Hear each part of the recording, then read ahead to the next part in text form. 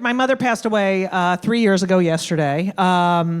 Yeah, I miss her so. I mean, I miss the material. I miss her. I mean, she lived a long life. 93. That's a long, long life. She was so fucking funny, my mother. I can't even tell you. But, you know, I have so many favorite stories. But I'll tell you, near the end of her life, when we knew that she was gonna die because she was old, and you know, she lived at the Hebrew Home for the Aged because she was kosher. That was like the only reason we had to find a kosher place for her, because she was so fucking like, we grew up kosher. I don't know if a lot of people there. I know there's a lot of Jews here, but for the non-Jews, for you guys, okay? So one of the rules is you can't eat meat and dairy together, right? You can't have a cheeseburger. I mean, you can have a cheeseburger if you want to go to hell, but it's totally worth it. Okay, so.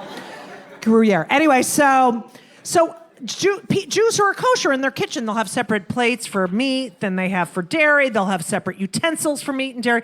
And like, you always make a mistake. Like, you'll open the drawer and pull out the wrong spoon. Like, you use a meat spoon for ice cream, right? In order to re-kosher the spoon, you have to bury it in the earth for 3 days.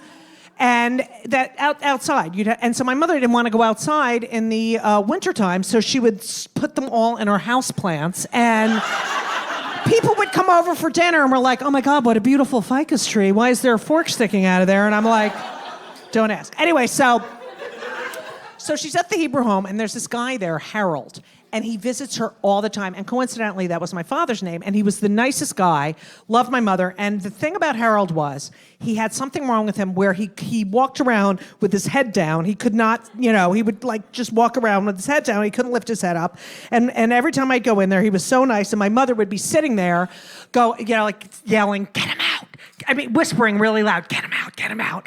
And I'm like, Ma, he loves you, okay? We have to visit you. He's here voluntarily. And she's like, he steals my New York Times. Get him out of here. I'm like, he's not fucking stealing your New York Times.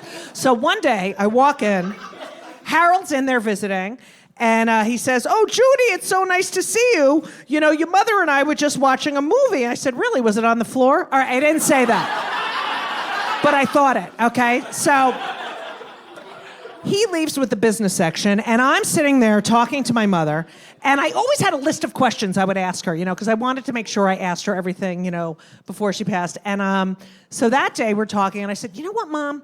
I always wanted to ask you this. If you could have married anyone in the entire world besides Daddy, who would you have married? And she sits there thinking and says,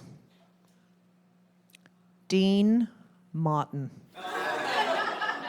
And I'm like, Ma, Dean Martin, he wasn't Jewish. Oh, Judith, it doesn't matter. What? The fuck are you talking about? Oh, it doesn't matter, really? I left there, I ate a pork roll with shrimp, lobster, cheese, and a priest. And I shoved that fucking thing down my throat. It doesn't matter. I didn't have an Oreo cookie until I was 35 fucking years old, okay? Stupid Hydrox bullshit, okay? I never had a fucking Twinkie. They were not kosher. I had to eat fucking Vienna fingers. Vienna fingers. That's for fucking geriatric patients, okay?